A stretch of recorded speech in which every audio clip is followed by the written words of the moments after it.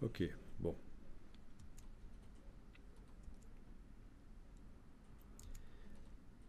Tiens, tiens, une image qui vient avec un repère. Affichage. Afficher repère. Donc c'est pas moi qui l'ai créé ce repère, c'est une image que j'ai été chercher sur le web, mais elle est passée par Photoshop visiblement. Il y avait un repère qui traînait. Alors, concernant la définition et la résolution, bon, ben voyons ça. Euh,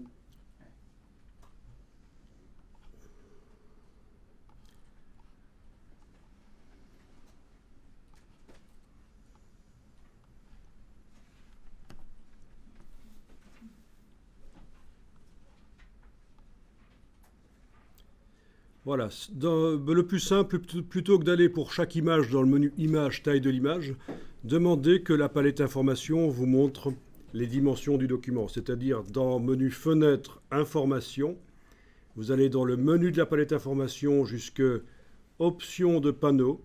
Et là, vous pouvez décider, tiens, qu'est-ce que ça me montre? Et vous cochez dimension du document. Donc ça va vous indiquer la ligne ici qui concerne la dimension des documents.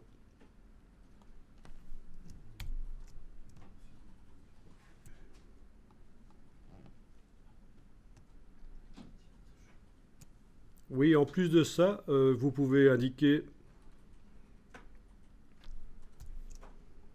Voyons un peu si ça va le faire ici. Oui. Ça va pas vraiment nous aider, ça.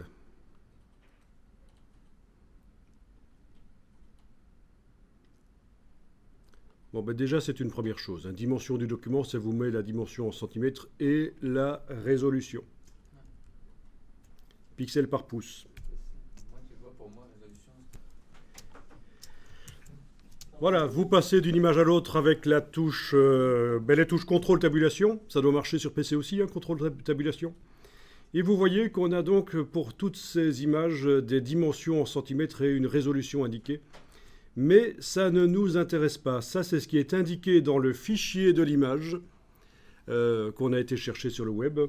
Mais ce pré-réglage ne nous intéresse pas. Ce qui compte pour nous, c'est la définition de l'image. D'accord ? Bon, allons faire un petit tour. Vous en prenez une d'entre elles et vous allez maintenant dans Image, taille de l'image et on va manipuler un peu ça.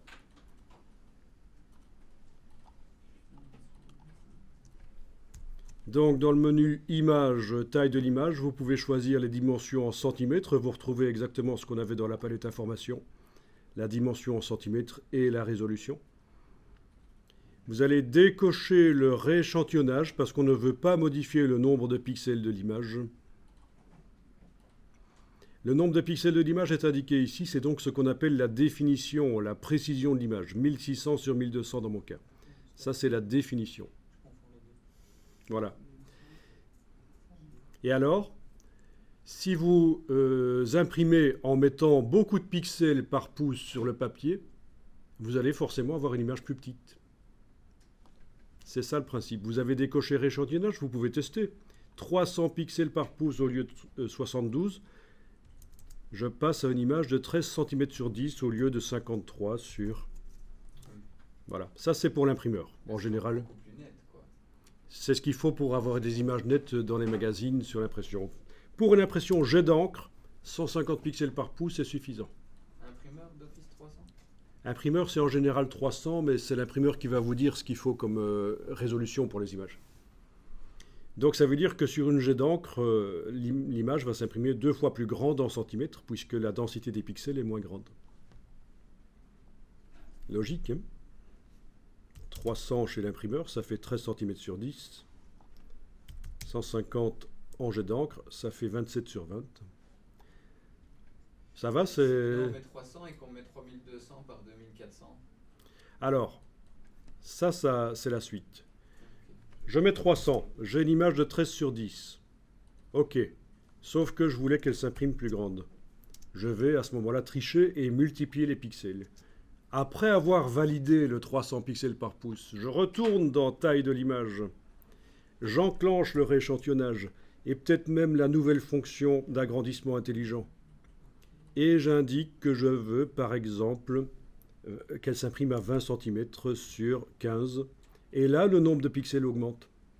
Ou diminue d'ailleurs. Si je dis non, finalement, 5 cm sur 3. Ton pixel ne grossira pas du fait que tu as choisi. Le nombre de pixels va être multiplié. J'annule et je retourne dans image taille de l'image. Regarde bien ici le nombre de pixels. 1600 sur 1200. J'enclenche le rééchantillonnage. Donc le moteur de multiplication et de division du nombre de pixels. Je reste à 300 pixels par pouce et je me dis, tiens, je veux avoir 20 cm. Regarde ce qui va se passer ici. On a augmenté le nombre de pixels dans l'image, forcément. Puisque la densité reste la même, mais j'ai plus de centimètres, donc il doit y avoir plus de pixels dans l'image. Tout ça est lié, en fait. Ok. Voilà. Ça devient un peu flou. Faut voir, j'avais aussi enclenché le lissage et c'était peut-être pas nécessaire. J'annule, je retourne, je remets 20. Je vais diminuer. Il y a une différence si on change, quand on veut agrandir une image, ou en tout cas augmenter le nombre de pixels, est-ce qu'il y a une différence? Est-ce qu'il vaut mieux changer soit le nombre de... Quand on multiplie les pixels, en effet, l'image est retravaillée et on a des espèces d'auréoles autour des objets. Ça peut arriver. Hein. Qu'est-ce qu'il vaut mieux faire alors? Bon, alors j'enregistre le fichier enregistré. Je le ferme, je ferme les autres aussi. Vous avez vu qu'elles ont toutes des dimensions pré-réglées en centimètres et en résolution, mais on ne s'en occupe pas. Ce qui nous intéresse, c'est la définition. Et on va maintenant aller dans InDesign, faire une petite mise en page. C'est intéressant si vous voulez imprimer différentes images côte à côte, passer par un logiciel de mise en page, puisqu'il est dans la Creative Cloud. Vous allez forcément la voir, donc autant voir un tout petit peu comment il fonctionne.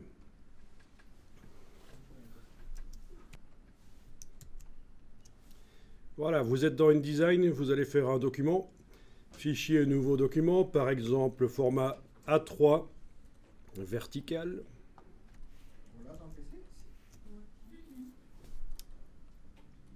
Fichier nouveau document, oui, j'avais demandé que vous l'ayez, ça c'est sûr.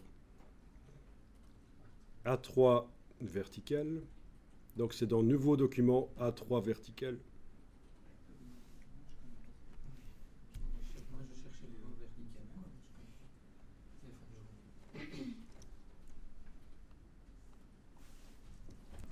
Quand vous prenez la flèche noire et vous cliquez sur la marge rose, est-ce que quelque chose apparaît? Donc avec l'outil flèche noire, quand vous cliquez sur la marge rose ici, vous voyez quelque chose qui apparaît? C'est parfait. Si vous voyez quelque chose, vous enfoncez la touche suppression pour le supprimer. C'est un bloc texte qui s'est mis sur les marges. Parce que parfois, quand on fait un nouveau document... Ah oui, j'ai mis InDesign en anglais ici. Bon. Quand on met un nouveau document, quand on crée un nouveau document, il y a ceci qui est coché et qui vous fait un bloc texte d'office. Bon, je vais mettre InDesign en français quand même, hein, parce que ce sera mieux. Alors comment faire? Ben, ça dépend, parce qu'en fait je l'ai installé en anglais et en français. Qu'est-ce qui influence le fait que ce soit en anglais InDesign quand j'utilise? C'est la langue du système d'exploitation. La langue du système d'exploitation, mon système d'exploitation est en anglais. Je vais aller rapidement changer la langue du système d'exploitation.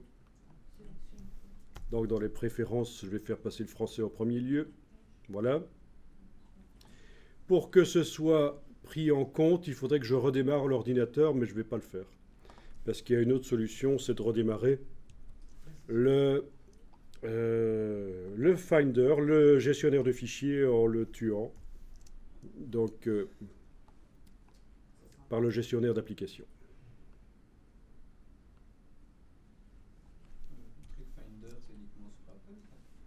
C'est ce qui correspond à l'explorateur de fichiers sur Windows. Voilà, donc il est en français. Et donc maintenant, quand je vais relancer InDesign, il devrait être en français, mon InDesign. puisque c'est ça qui influence la langue du logiciel, c'est la langue du système d'exploitation, à partir du moment où vous avez installé le logiciel en plusieurs langues, évidemment. Ça, c'est par le gestionnaire d'application Adobe qu'on installe en plusieurs langues. Et voilà, comme prévu, j'ai mon InDesign en français maintenant. Donc ce sera plus sympa pour vous. Donc format A3 vertical.